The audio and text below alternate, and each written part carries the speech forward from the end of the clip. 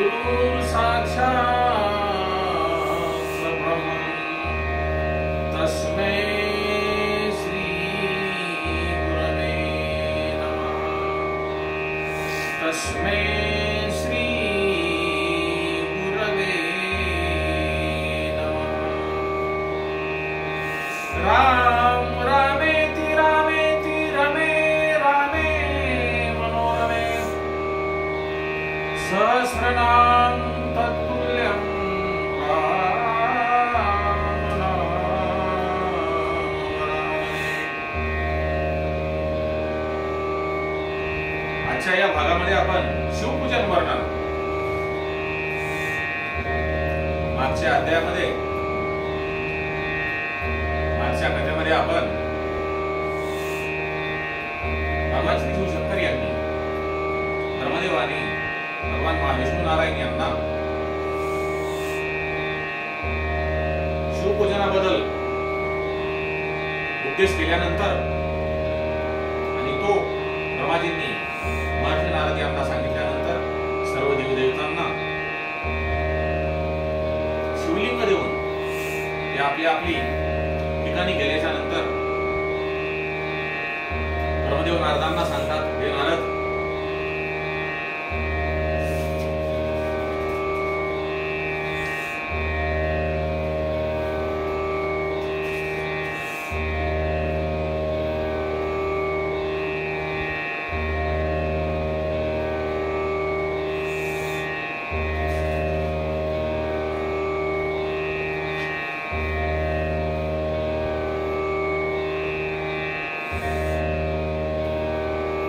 आता मी तुम्हास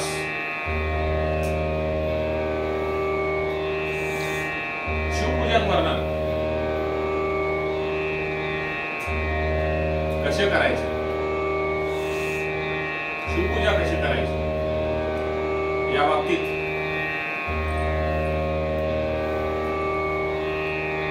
सांगणार असून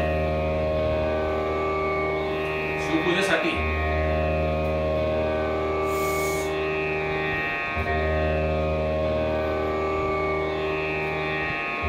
उत्तराभिमुख बसून थाळीमध्ये आपल्या कपाळावर भस्म त्रिपुंड लावल्याने त्रिपुंडामुळे जप तप दानादी करणे सफल होतात। भस्म उपलब्ध नसेल, जलाधिकांनी म्हणजे जे जल आहे ते आपल्या जलाने पाण्याने त्रिपुंड काढावा।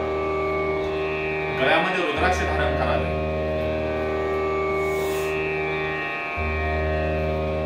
संध्यादी नित्यकर्म पूर्ण करून 3 वेळा मंत्रोच्चार पूर्वक आचमन करायला पाहिजे। पूजा सामग्री आपल्या जवळ आणून ठेवावी। गंध, अक्षता, जलयुक्त अर्धे पात्र उजव्या हाताशी ठेवायची। जी काही पूजेची सामग्री आहे ती आपण नेहमी आपल्या उजव्या हाताला ठेवायला पाहिजे आणि आपल्या श्रीगुरूचं जे कोणी आपले श्रीगुरू असतील त्यांचे स्मरण करून त्यांची आज्ञा घेऊन विधिवत संकल्प करून शिवजीचे भावभक्तीने पूजन करावयास पाहिजे। त्यांच्या परिवाराचे भगवान श्री शिवशंकर यांच्या एकट्याचे पूजन न करता पूर्ण परिवाराचे पूजन करावयास पाहिजे। सोने की लंका असल में रावण की नहीं। आपण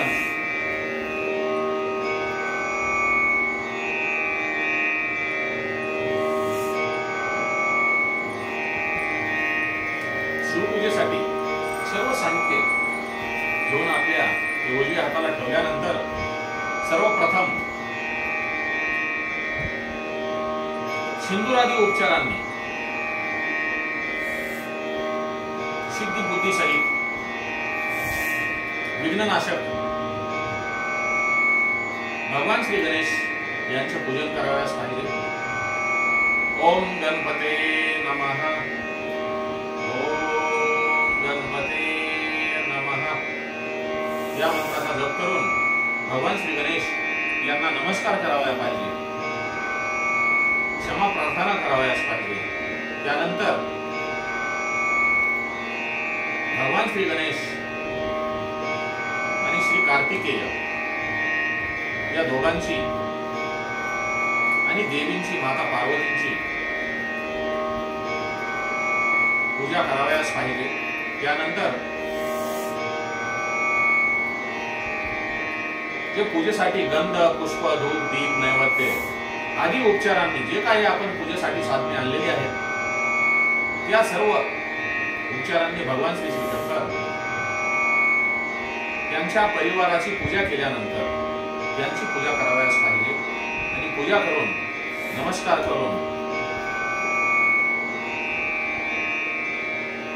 जे काही भोग आहेत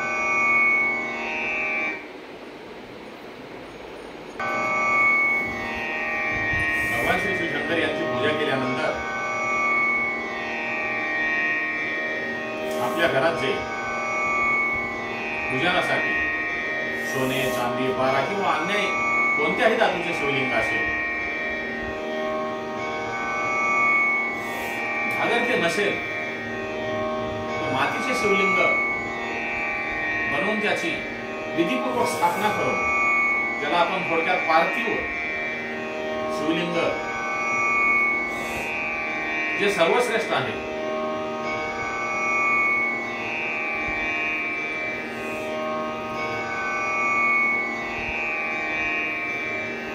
त्याची पूजा करावयास पाहिजे. पूजा करत असताना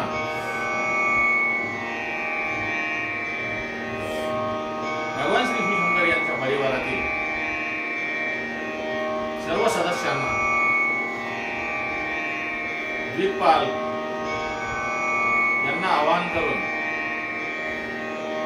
उत्तराभिमुख बसून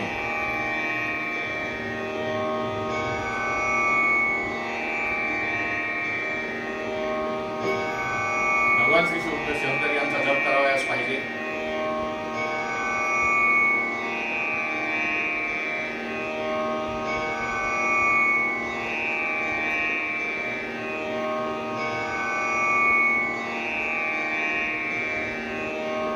आपल्याला जसं आसनावर बसता येईल त्या पद्धतीने आसनावर बसून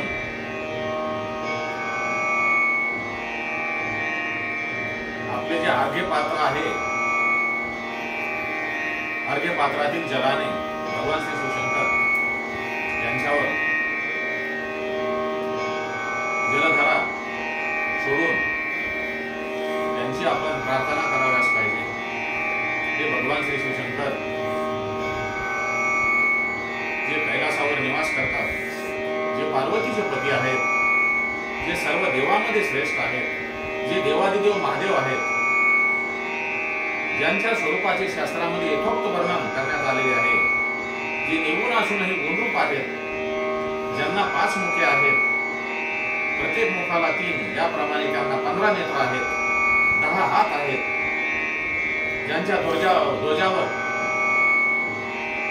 वृषभाचे चिन्ह आहे, ज्यांची अंगकांती कापरासारखी आहे, ज्यांनी दिव्य रूप धारण केलेले आहे, ज्यांनी आपल्या मस्तकावरील जटामुकुटात चंद्रकोर धारण केलेली आहे, ज्यांनी आपल्या अंगावर वासुकी नागाची आभूषणे धारण केलेली आहेत, ज्यांच्या हाती पिनाकी आदी आयुध आहेत, ज्यांच्या समोर अष्टमहासिद्धी निरंतर नृत्य करतात, भक्त समुदाय जयघोष करतो, प्रखर तेजामुळे ज्यांना पाहणे दुर्लभ आहे, असे सर्व देवता ज्यांची पूजा करतात, जे सर्व प्राणी मात्रांना आश्रय देतात, ज्यांचे मुखकमल अतिशय प्रसन्नतेने फुललेले असते, वेद आणि शास्त्रे ज्यांचे महात्म्य गातात, ब्रह्मदेव आणि विष्णू ज्या बाबा भोलेनाथ भगवान श्री शिवशंकर यांची स्तुती करतात, त्या भक्तवत्सल दयाळू फळस्वरूप असणारे भगवान श्री शिवशंकर, श्री साम सदाशिव यांना मी आवाहन करतो असे म्हणून ओम नमः शिवाय या मंत्राने जप करून उच्चार करून भगवान श्री शिवशंकर यांचा जप करून नाम मंत्रांचा उच्चार करून शिवलिंगावर जलधारा टाकून एकदम शुद्ध जलाने स्नान करावे. चंदन आदी सुगंधी द्रव्यांनी शिवलिंगाला लेप लावावा. वेद मंत्र किंवा 11 मंत्रांचा जप करून वस्त्र, फूल, फळ अर्पण करावे, ज्यामध्ये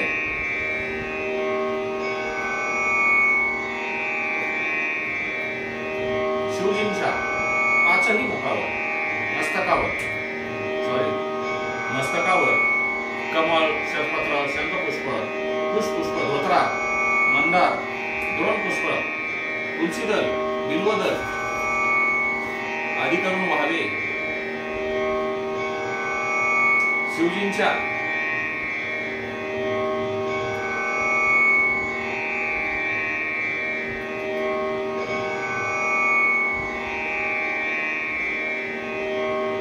पूजेमध्ये कोणतीही गोष्ट कमी पडणार नाही हे आपण लक्षात घेतले पाहिजे. परंतु आपणास जशी जमेल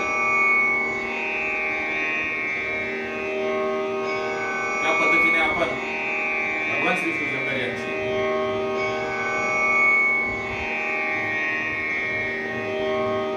पूजा करावयास पाहिजे.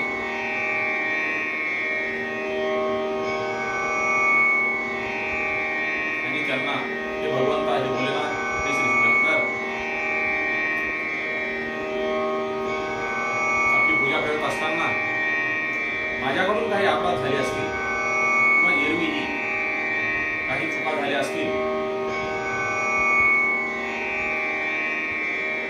त्या मला आपण माफ कराव्यात असे म्हणून त्यांच्या चरणी नतमस्तक व्हायला पाहिजे. भगवान श्री शिवशंकर हे एकदम भोळे बाबडे देवादिदेव महादेव असून ते भक्ताच्या मागणीला नक्कीच साथ दिल्याशिवाय राहत नाही. त्यामुळे आपण तन्मन धनाने भगवान श्री शिवशंकर, देवादिदेव महादेव यांची पूजा करावयास पाहिजे.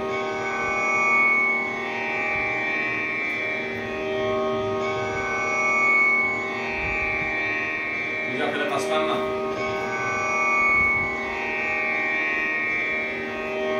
आपण कोणते पुष्प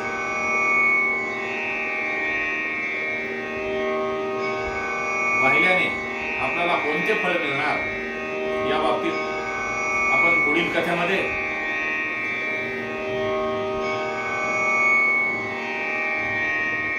पाहणार असून आजच्या भागामध्ये येथे पूर्ण विराम देत आहोत.